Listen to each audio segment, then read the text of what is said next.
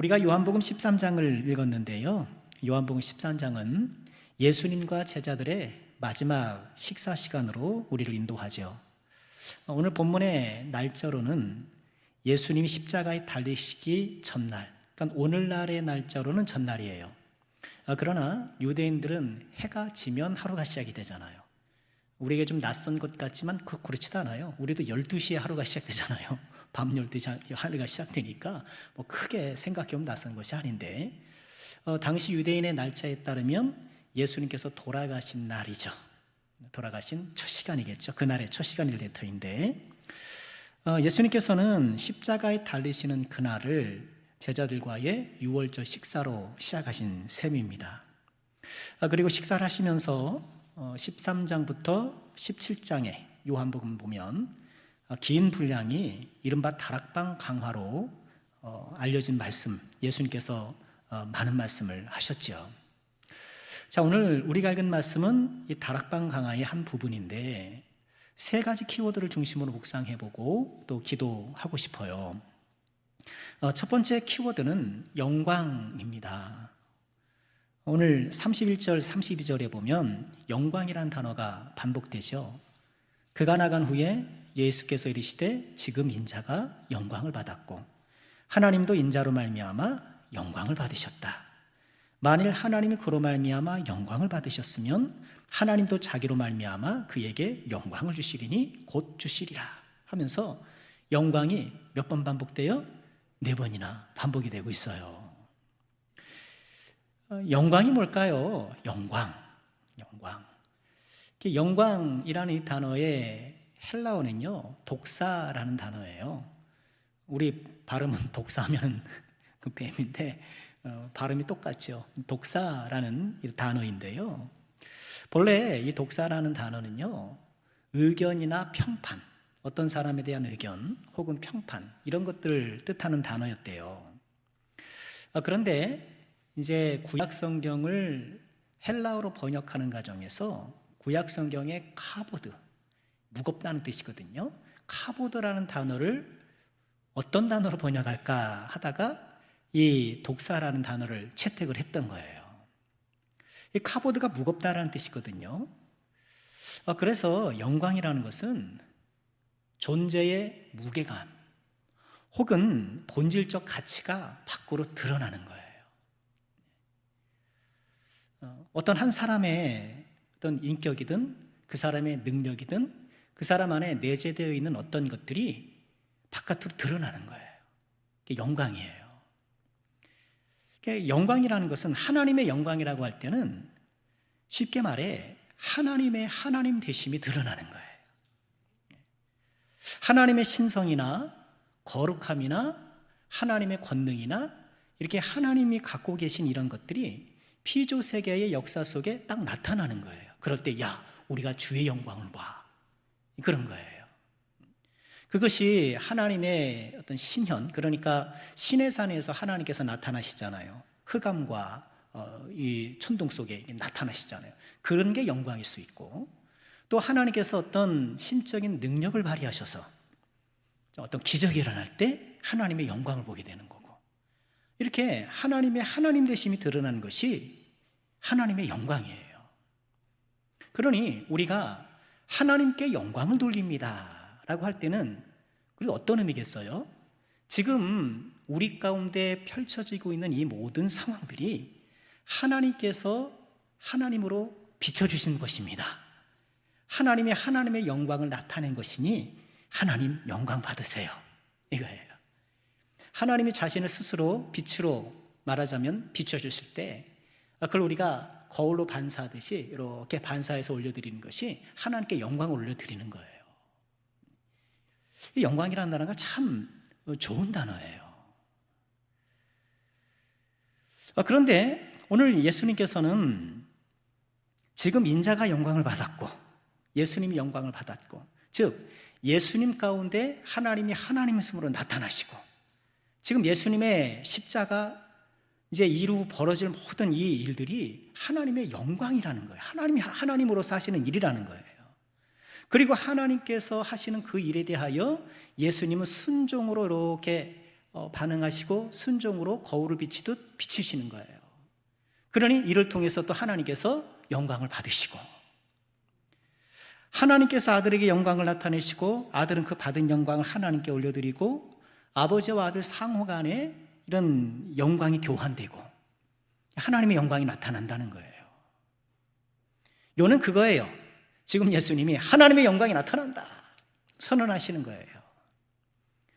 그런데 우리가 눈여겨볼 것은요, 이 말씀을 하신 시점이에요. 31절 볼까요? 그가 나간 후에 예수께서 이르시되 지금 인자가 영광을 받았고 하나님도 영광을 받으셨다. 그가 나갔어요. 여기서 그가 누굴까요? 어떻게 그렇게 잘하셔요? 가룟 유다예요. 앞선 단락을 보면 이제 최후 만찬 자리에서 예수님께서 가룟 유다에게 떡 한 조각을 찍어 주시잖아요. 그러면서 내가 하는 일을 소개해라. 그리고 그걸 주워들고 가룟 유다는 이제 자신의 계획을 실행하러 가는 거잖아요. 왜 가는지 잘 아시죠? 이제 가서 이제 예수님 일러 바치려고 신고하러 가는 거예요. 이렇게 가룟 유다가 그의 자리에서 일어나 떠났어요. 그리고 이 가룟 유다가 떠난 그 시점에 30절은 이렇게 얘기를 해요.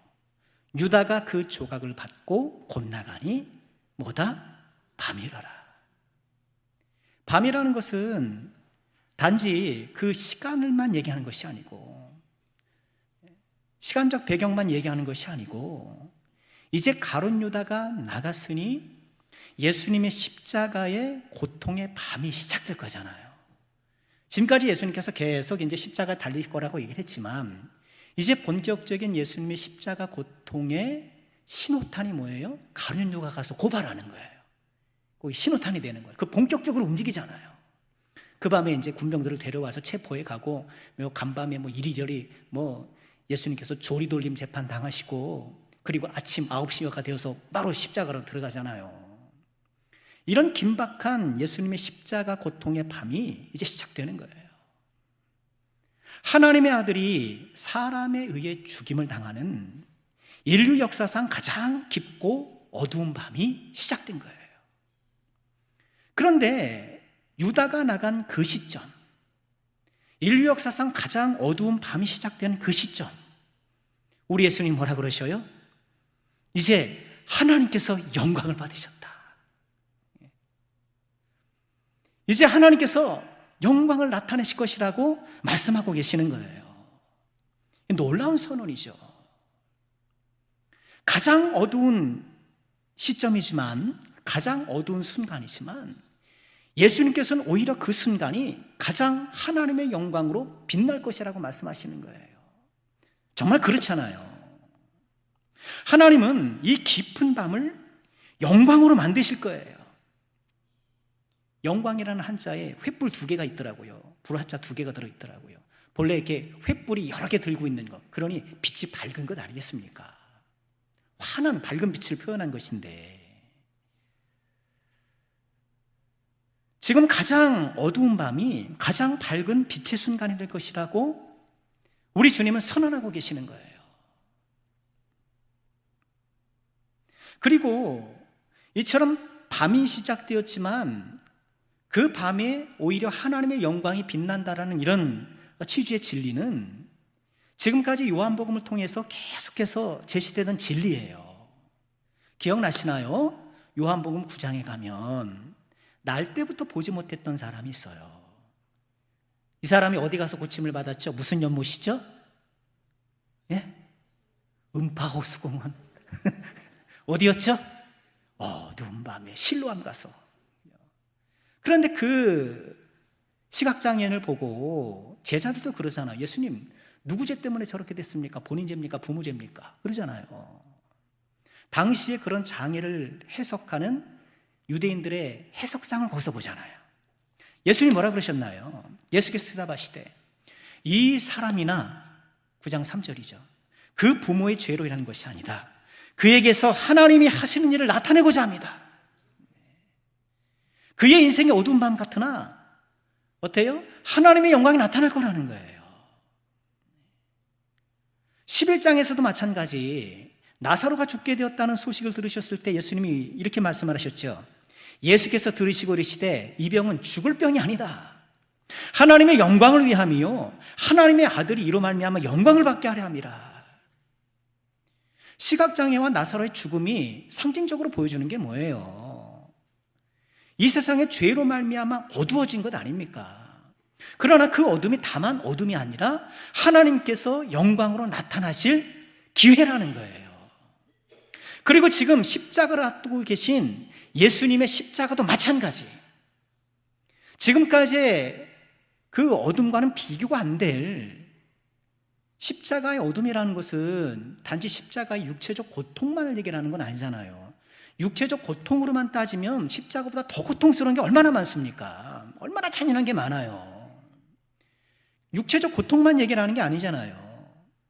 하나님의 아들을 사람들이 죽이는 거예요.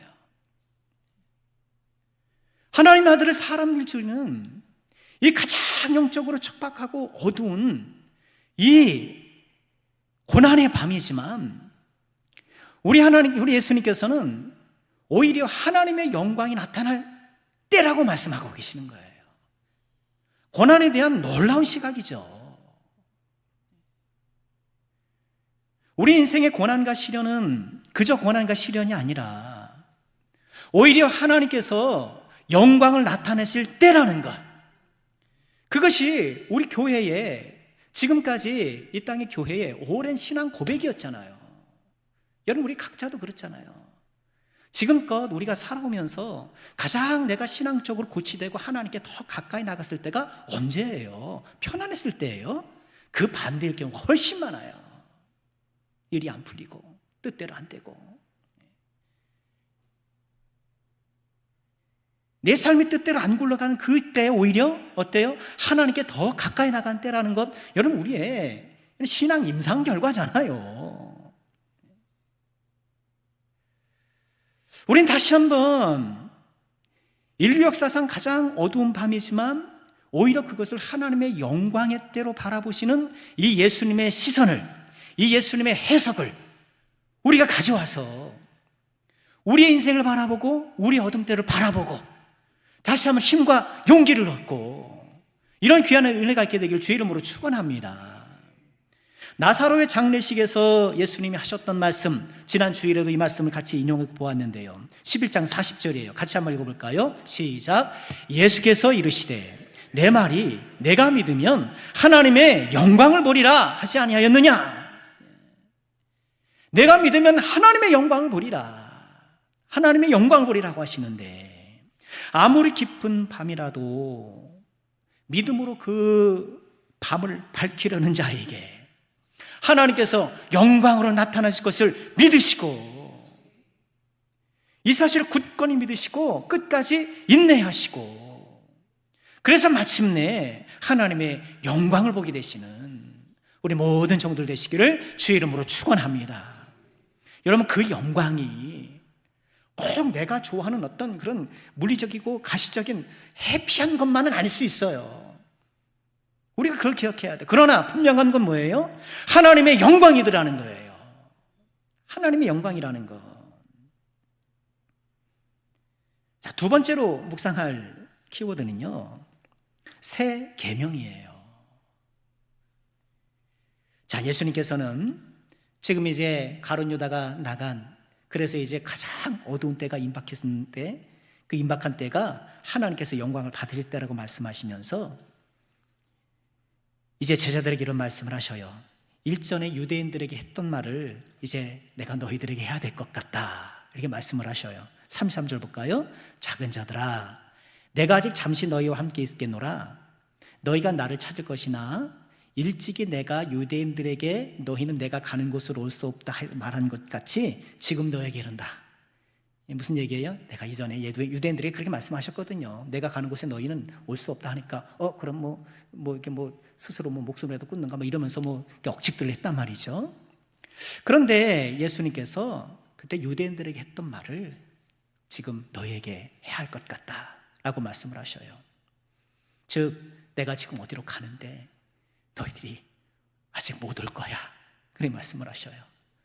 그러면서 34절에 이런 말씀을 하시죠. 우리 같이 한번 읽을까요? 시작. 새 계명을 너희에게 주노니 서로 사랑하라. 내가 너희를 사랑한 것 같이 너희도 서로 사랑하라. 35절이요. 너희가 서로 사랑하면 이로써 모든 사람이 너희가 내 제자인 줄 알리라 하면서 새 계명을 주셔요. 이제 잠시 후면 너희들이 나를 못 볼 것이고, 내가 가는 곳에 너희들은 못 따라왔잖아요. 아무도 못 따라갔어요. 따라갈 것처럼 다 말을 했지만 다 도망갔잖아요. 그러나 예수님께서 제자들에게 새 계명을 주시면서 그들에게 용기를 북돋아 주셔요. 서로 사랑하라는 거예요. 우리 말씀 좀 다시 한번 돌아봐야겠죠. 사랑하고 있는가? 그런데 이 서로 사랑하라는 이 말씀은 뭐 전혀 새로운 것은 아니잖아요. 예수님도 하나님 사랑하고 이웃 사랑하는 것이 온 율법과 선지자의 강령이다 이렇게 말씀을 하시면서, 유대인들이라고 뭐 사랑하는 걸 몰랐겠습니까? 있긴 잊었어도 모르진 않았겠죠. 그런데 주님께서 주신 새 계명의 특징은 뭘까요? 그 표현이에요. 내가 너희를 사랑한 것 같이. 서로 사랑하되, 서로 사랑하는 말씀을 이미 알고 있었는데 여기에 아주 중요한 사실 하나가 덧붙여서 새로운 계명이 된 거예요. 그것이 내가 너희를 사랑한 것 같이 라는 말씀이에요. 예수님의 이 말씀은 적어도 두 가지 의미가 담겨 있다고 봐요. 하나는 예수님의 사랑이 기준이나 모범이 되어서 우리도 그렇게 사랑해야 한다는 거. 그렇죠? 두 번째는요, 그러려면 예수님의 사랑을 받아야 한다는 거예요.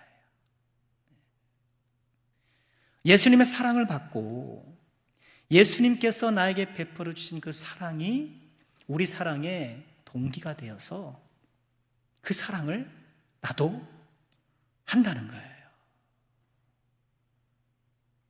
안 그래도 세상에 넘쳐나는 것이 사랑이잖아요. 그렇죠?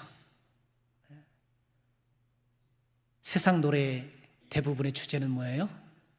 사랑. 어떻게 잘 알아요? 그렇죠? 눈만 떴다 하면 사랑이에요. 근데 사랑은 참 바빠요. 늘 도망가야 되니까. 사랑은 늘 도망가. 늘 도망가야 되니 얼마나 바쁘겠어요. 도망간다고 아주 가버리면 안 돼요. 사랑이 저만 집안에 저만 집밖에 안 가요. 강도를 조절하면서 거리를 조절하면서 도망 다녀야 되니 얼마나 힘들겠어요. 세상에 사랑이 가득한 것 같고 사랑 노래가 흘러 넘치지만 가장 없는 것이 사랑이에요. 홍수 때 마실 물이 없다고 사랑이 넘치고 이 사랑 노래가 흘러 넘치는 이 세상에 사랑이 없어요. 그럼에도 불구하고 왜 연말만 되면 자신의 재산을 이렇게 가난한 사람에게 나눠주는 분들 계시잖아요. 요 전주 무슨 어디 그 주민센터에 매년 그렇게 한 분 계시다면서요. 작년에 하셨는지 모르겠네. 매년 그렇게 굉장한 금액을 이렇게 탁 갖다 놓고, 요새 CCTV가 많으니까 아마 찾으려면 찾으면 그거 찾으면 안 되죠. 뭐하러 찾아요. 그렇잖아요. 오른손이 못하는 거 오른손이 하는 거 왼손이 모르게끔 이렇게 아름답게 하는데 그걸 막 찾아서 막 그럴 게 아니에요. 그렇게 하시도록 존중해 드리죠. 자기를 희생하면서 남을 돕는 사람들도 봐요. 그러면서 우리는 그래도 세상은 살만하구나 라고 생각을 할 때가 있잖아요. 여기서 우리가 또 한번 생각해 볼 게 뭐예요? 그렇게 우리가 그래도 세상은 살만해 라고 한 그런 좋은 사례들, 그런 사랑의 사례들이 주변에 있잖아요. 교회 밖에 예수를 믿지 않는다 하더라도. 근데 그 사랑도 누가 주셨어요? 그것도 하나님이 주신 거예요. 하나님 주신 거예요. 하나님께서 예수를 믿지 않는다 하더라도 각 사람을 지으신 분이시잖아요. 그래서 그 사람에게, 어떤 사람에게는 지혜를, 어떤 사람에게는 능력을, 어떤 사람에게는 선한 성품을, 이렇게 하나님께서 하나님의 뜻에 따라서 이런 것들을 나눠주시는 거예요. 그리고 우리 인간 사회에 교육이나 기술이나 문화나 이것들을 발전시켜서 또 그걸 습득하게 하시고, 이 모든 것들을 일반 은총이라 그래요. 하나님께서 사람과 이 사회에 일반 은총을 딱 베풀어 주셔서 우선은 우리의 악을 제한하시고, 이게 칼빈 목사님의 해석이에요. 이렇게 일반 은총을 통해서 우리의 넘치는 악을 제어하셨다, 제한하시는 거예요. 정말 그래요. 그래서 사람들이 예수를 안 믿어도 양심이 살아있고, 예수님을 믿지 않아도 어떻게 착하게 사는 사람이 있고, 그렇게 인간 사회의 수레바퀴가 굴러가게 하시는 거예요. 그러나 이런 일반 은총은 귀하지만 구원을 받을 수 없어요. 그거로 구원받을 수 없는 거예요. 구원받는 은혜는 뭐예요? 예수님을 믿는 그 믿음의 은혜. 이게 특별 은총으로 우리를 구원시켜 주신 은혜예요. 그러니까 아무리 일반 은혜가 화려하고 그것이 인간 사회에 유익을 끼치는 것 같다 하더라도 특별 은혜에 못 따라가는 거예요. 예수님 믿는 그 은혜를 주셔야만 구원받을 수 있는 것인데, 예수님은 우리가 서로 사랑하되 예수님께서 베푸신 사랑을 받은 자로서 사랑하기를 원하셔요. 또한 우리의 사랑의 동기가 그저 단순히 인간의, 인류의 여기에 머무르는 것이 아니라 그리스도의 사랑이 우리 사랑의 동기가 되어서 사랑하기를 원하셔요. 그래서 사랑이 인간성의 어떠함이 아니라 하나님으로부터 흘러나온, 그래서 하나님께서 영광 받으시는 사랑이 되기를 원하신다는 거예요. 우리는 예수님의 사랑을 받은 자로서 예수님의 사랑을 우리 사랑의 기준과 모범으로 삼아 또한 동기가 되어 사랑을 해야 되는 것, 그런 면에서 우리의 사랑이 거듭나야 되는 거예요. 그렇지 않으면 사랑을 하면서도 예수님을 몰아내요. 어떤 식으로 몰아냅니까? 말씀드린 것처럼 이렇게 하면 서로 돕고 서로 아끼는 건 나눠주고 희생하고 인간 사이에 살만하네, 뭐 굳이 교회 나갈 필요가 있는가, 예수 믿을 필요가 있는가, 우리끼리 서로 사랑해도 충분하다라고 생각하는 그 생각이 어때요? 예수님이 오시는 예수님 못 오시도록 장벽을 만드는 거잖아요. 그래서 인간의 사랑이 때로는 예수님께 나아가는 방해가 되고 가로막는 것이 될 수 있다는 거예요. 사랑이 거듭나야 하고, 사랑으로 인해 하나님께로부터 오히려 더 멀어지는 이런 결과를 초래할 수 있기 때문에 우리는 어떻게 말씀드린 것처럼 예수님의 사랑을 받은 사람으로서 예수님의 사랑이 우리 사랑의 동기가 되고, 그로 말미암아 하나님이 영광을 받으시고 우리의 사랑이 이런 사랑이 돼야 돼요. 하나님을 모르는 이런 인간 사랑의 한계를 보여주는 것이 이어지는 단락 베드로의 호언장담이라고 저는 묵상해요. 베드로가 이런 얘기를 하잖아요. 주여 어디로 가시나이까? 도미네 코바디스, 주여 어디로 가시나이까? 우리 36절 보실까요? 시몬 베드로가 이르되 주여 어디로 가시나이까? 예수께서 답하시되 내가 가는 곳에 내가 지금은 따라올 수 없으나 후에는 따라오리라. 주여 어디로 가시나이까? 코바디스, 그 영화 있었잖아요. 옛날에 영화 있었잖아요. 본래 그 이야기가요 베드로 행전이라는 외경에서 나온 이야기예요. 그 영화에서 본 대로 베드로가 로마에서 이제 박해가 심하니까 탈출해서 나가잖아요. 나가다가 누굴 만나요? 예수님을 만나요. 주여 어디로 가십니까? 나 다시 십자가 지러 간다. 베드로가 이렇게 박해가 두려워서 도망 나온 것을 참 부끄러워하고 이제 그가 로마로 돌아가서 십자가에 거꾸로 달려 순교했다라는 그런 이야기예요. 주여 어디로 가시나이까? 지금 이 이야기를 하고 있는 베드로, 그런데 예수님께서 너 못 따라온다라고 말씀하잖아요. 그래서 베드로가 이렇게 다시 얘기를 하죠. 30절이죠. 베드로가 이르되 주여 내가 지금은 어찌하여 따라갈 수 없습니까? 주를 위하여 내 목숨을 버리겠습니다.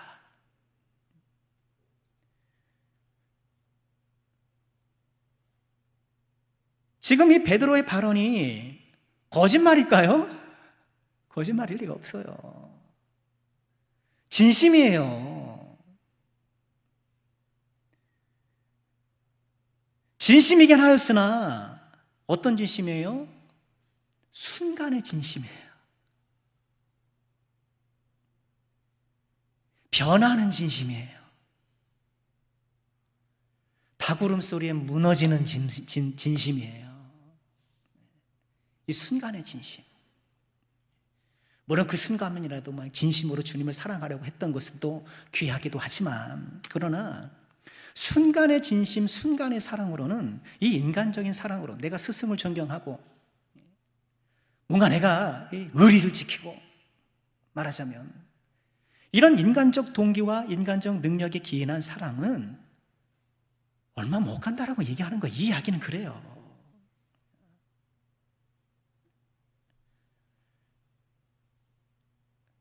베드로는 호언장담했고 그의 마음은 진심이었으나 순간의 진심이었고 결국 그의 사랑은 실패하는 사랑이었어요.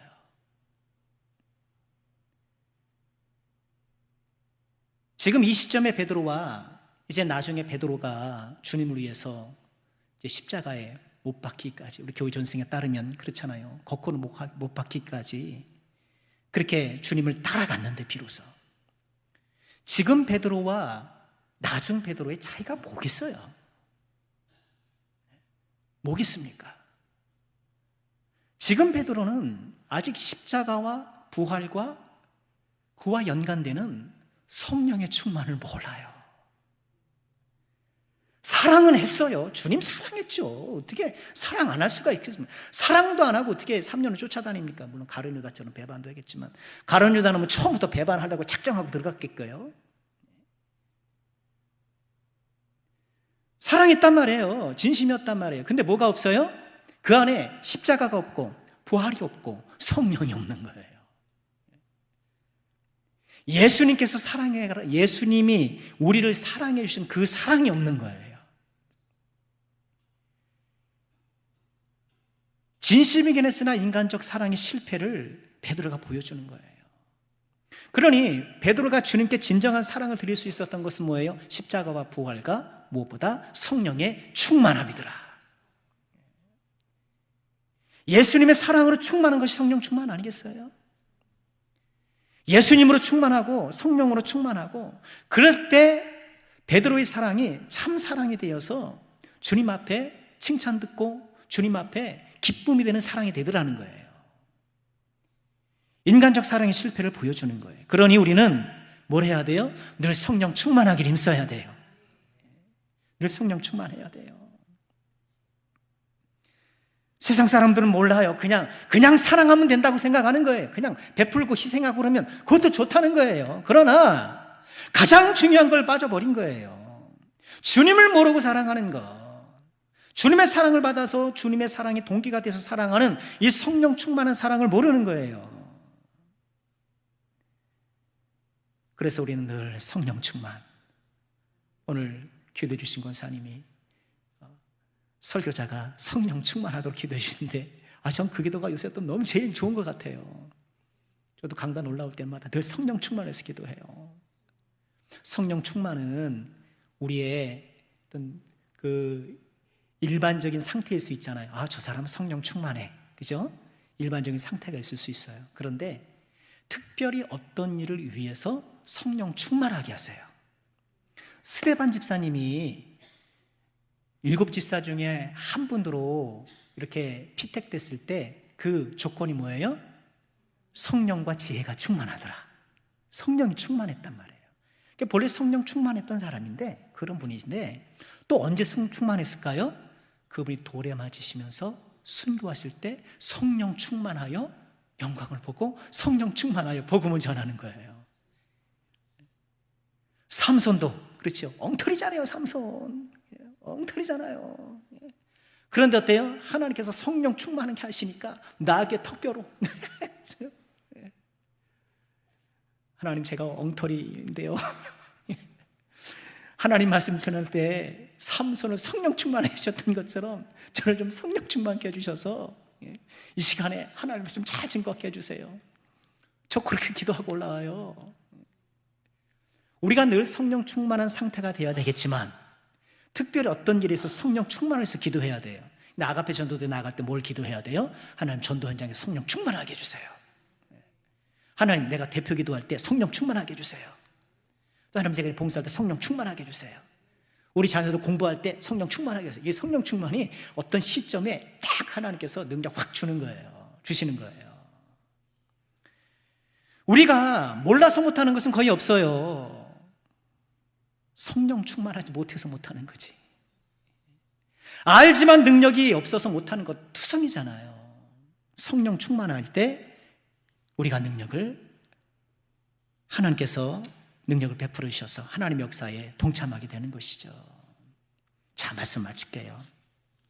오늘 세 가지 키워드를 묵상해 봤는데 하나님의 영광, 우리 하나님께 영광되는 삶을 살아야 하고 또 그 영광되는 삶의 오늘의 어떤 논리적인 그 순서는 뭐겠어요? 새 계명을 지키며 살아가는 것, 서로 사랑하는 것. 서로 사랑하되 그 사랑의 어떤 그 진짜 어떤 진면목은 어디에 있습니까? 성령 충만한 데 있는 거예요.